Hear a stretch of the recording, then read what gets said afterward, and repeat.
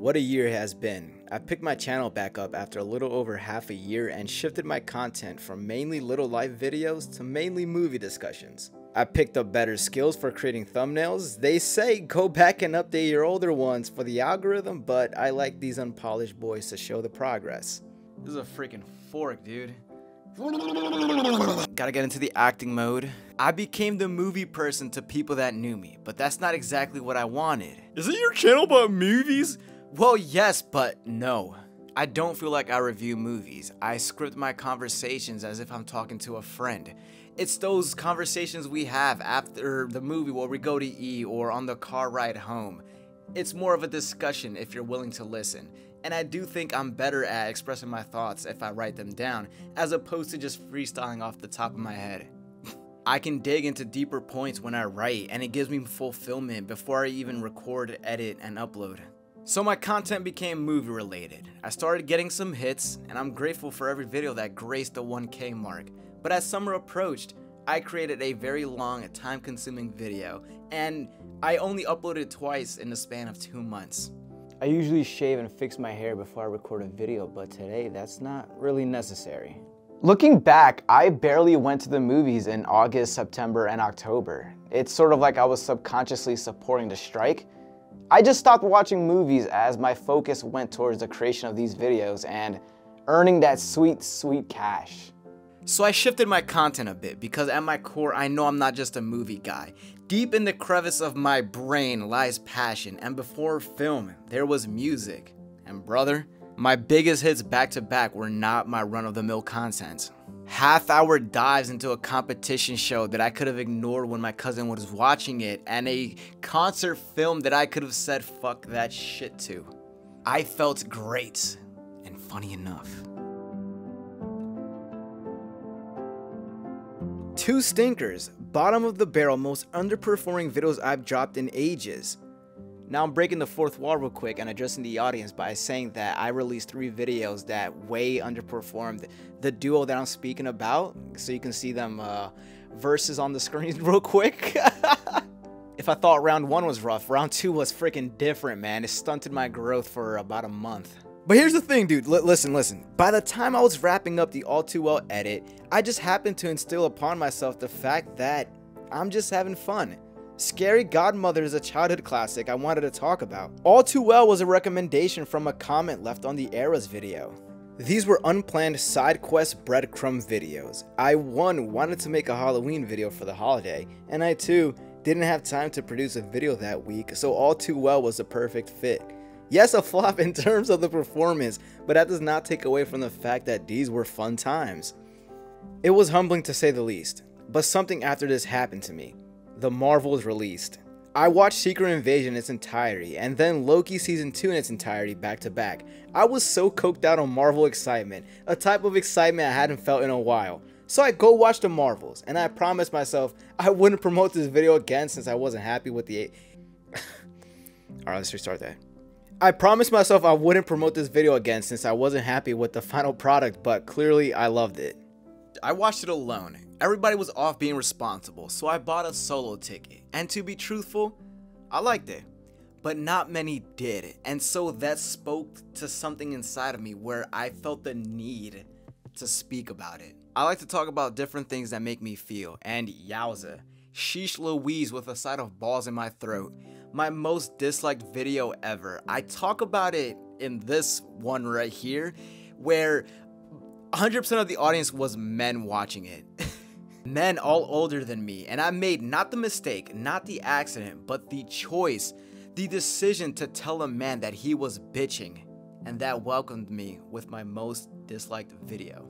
A ratio so bad I don't think I'll ever see it again on my channel, and after the smoke cleared and I spent all time replying to comment after comment, something hit me.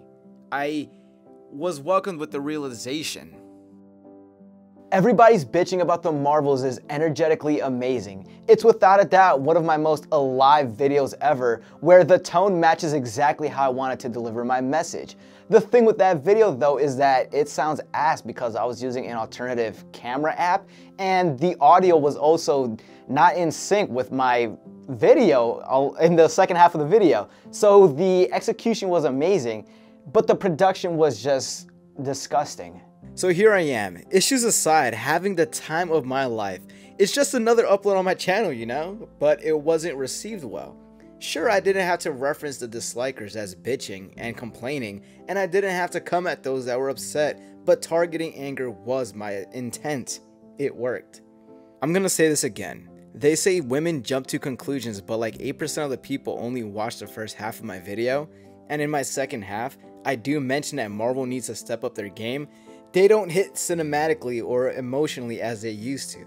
It's the truth. But no one heard it. Men can be annoying as shit sometimes, bro. Hulk ass raged out dumbasses, debating plot, motifs, and acting and shit. Go outside and take a hit of oxygen.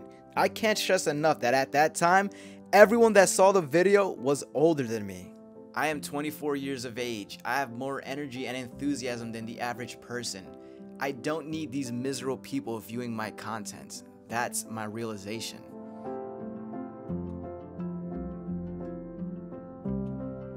Whenever I would watch a movie I really enjoyed back in the day pre-COVID, I'd leave the theater absolutely ecstatic. I leave the theater as if I went through some damn spiritual experience. My energy would be lifted to the max. It's just the way I am. I get absorbed into these worlds we see on screen. They move me. I become inspired. And I felt that jolt in my body after the Marvels. Whatever you think about that movie, I thought it was so cool, man. Monica got stuck in another universe, Kamala is the recruiter for the Young Avengers, and finally X-Men get teased. Excitement overload for my skull, and on my way to the car, on my drive home, I realized the following. I had always heard the phrase, protect your energy. Okay, bozo, but what does that really mean? After I watched the Marvels, the amount of excitement, the joy, the positivity that I felt through me, that was radiating through me when I watched it, has to stay within me for as long as possible. I must not let somebody tarnish it or distinguish it. I have to protect my energy. Here's an example. Group A. We go to the movies theater. We watch a great movie, and I'm left feeling awestruck as hell. I start to talk to my friends, but the energy is flat. No one's really engaging in conversation, and some of them go on their phones. And therefore, I'm left just there. A fire extinguisher kills my vibe. Group B, I watch a great movie, and as soon as the credits start rolling, we're all talking about it. Someone's looking up the freaking ending explained to whatever we just watched. These other two people are coming up with theories on what certain stuff means. We are engaged in the environment. Everybody is alive. I've hit a point where I need to avoid Group A scenarios when I can tell how things are gonna play out. That just goes with anything in life. I can't deal with that shit anymore. I will partake in an activity alone or with the proper people. I want to feel good. I'm protecting my energy. So there I was. I had finally learned the true meaning of this phrase, and that same Marvels video is the first one where I used it in my outro. Protect your energy. But look what I had attracted. Not many people respected me. Some did. They didn't agree with my opinion, but they respected that I put my opinion out there, that I went against the tide. The lack of respect, though, is what threw me off. I don't review movies. I talk about why I enjoy them. I show my face and I make myself heard. But all these comments are faceless grown men. Dirty ass bastards. You aren't being vulnerable. There's a step up to what I'm doing versus what you're doing. And I don't want to attract those types of people to my channel. I want a degree of respect for what I create on top of the fact that this is all fun to do. Don't shit on my parade. The reception on that video inspired me to want to level up my content. I want to create work that has meaning, a deeper layer of value to it. That's one of the reasons on how my Ballad of Songbirds and Snakes video came to be. It's one of my favorites where I split the initial script into 4 sections between the office, voiceover, reading, and outside. Took so much work and was a pain in the ass to release before the new year, but it freaking paid off. The work that I felt so proud of tapped the 1,000 mark. And that was good enough for me. There was pretty much a tumor growing on me that I deserve more respect as a creator. My Marvels video was the meaningless, fun, fast food popcorn content, while the Hunger Games was my creative, passionate love letter. Look what I can actually do. I wasn't seeking approval necessarily, but it was a goal that I had set for myself, to create with meaning. This won't go for every video I upload in the future because not everything can be a freaking love letter, but I do have my eyes set on a specific level of production. December of 2023 was impactful. Besides learning to protect my energy and to seek higher value in my content, I had my most success with a Stray Kids video. I think I gained about 80 to 90 subscribers off the one video, which god damn man, I need that again. That shit was absolutely insane and fun to refresh, dude. This video was an attempt to further myself as a personality and not just a movie channel. Plus K-pop is so goddamn popular, I would be dumb not to dip my toes in it. I have actual reason to create on it while remaining genuine about it, as I'm not milking it. I'm really excited for 2024. That monetization is gonna hit by this summer. I'm calling it right now. I also have to hit up more Taylor content for that subcategory of followers. My first attempt was a flop, but you win some, you lose some. Taylor Swift is easily my favorite artist right now, and I'm not even gassing it. If you were talking about individual songs, I'm always in the mood for Taylor.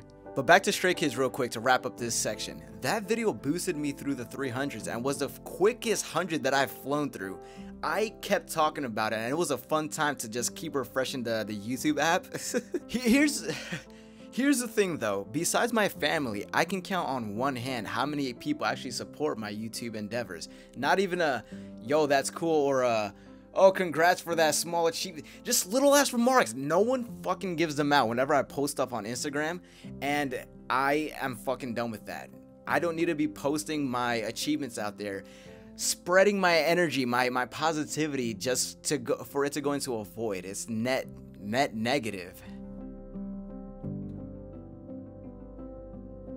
I'm deleting Instagram for a bit. I can live without that zombie shit. It's the only social media app on my phone still. I just love sharing stuff that excites me. I'm too freaking pure for this world. I'm talking 3 months minimum, not that stupid ass 3 days nonsense people do. I'm not going to express excitement on my growth and progress towards people that behave NPC-like towards my words. I felt heavily ignored, so fuck that. Throughout the year, I'm going to dig through more Stray Kids stuff, and I want to do BTS as well, and whatever piques my interest along the way. Like, I'm really interested on what's going on with 50/50. Dude, they freaking... Oh god, I got a burp. They freaking have some bangers, man.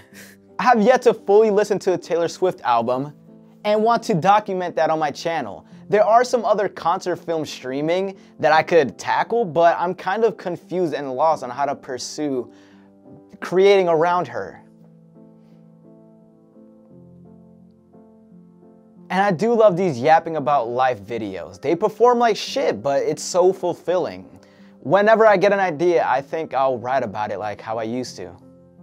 To create meaningful work, this will pertain to passionate subjects. I've always wanted to do a video on the Rolling Stones. I'm seeing them in concert very shortly, and I feel like I could do a video on Logic or G-Eazy and how they've played an integral part of my teenage years. I feel like I could do another video on Babylon, and my favorite movie is Elvis, yet I've never talked about it really. I want to create essays like this one, but tie them into movies. I missed out on Love Like This, Flipped 2009, where I'd go on about young love. This movie tugged my heart way too much, Sing Street 2016, where I talk about how the film dedicates time to the main character's relationship with his brother, and how I value mine with my own brother so much. Or some releases that aren't fresh, like Rengoku made me cry and not even watch anime like that. Cherish Times Like These, Stand By Me 1986. The closest example to this would be Wonka. I need to talk about that movie. Timothy's Wonka is a character of how I view myself, which actually I've written that script already with a different title. Mind you, I wrote this back in January. My Wonka video is coming, let's say 2 after this upload. I want to dive into people in studios, like when Brendan Fraser won Best Actor at the Oscars. I wanted to talk about him. Warner Brothers, I believe it was, just hit their 100th year of existence last year, and that was something I was interested in. I can't dedicate all my time to making videos at the moment, but these are just some ideas that I'd like to make in the future. I want to work on being varied. I want people to watch me for me, not because of a specific thing. There are channels like Danny Gonzalez and Curtis Connor that fucking make videos about whatever the fuck, and that shit gets views out the ass. I just cursed 1,000 times, but that's how freaking much that their fans eat up their content. Sometimes they do talk about movies, but it's very goofy movies that are easy to make jokes about and doesn't require much freaking effort, substance, or passion. They are entertaining, but I just want a partial category of work that hits deeper. I want to inspire people. I want to make something where someone's gonna say, this was so well made, this was very interesting, your style is very unique, and not just, haha, you're so funny. Key word there is just. I don't want to be just funny. I will strive for a balance of casual and art. As I was revising and rereading the script, I came across this Dwayne Johnson post on how he's striving to create films that matter, films that touch upon humanity. I found it to be such a coincidence that I found someone else that wanted to create on a higher level. Thanks for watching. Love what you like. Protect your energy. 2024 is going to be a good year. Mind you, this was written in January. It's been a freaking struggle, but we got 8 months left.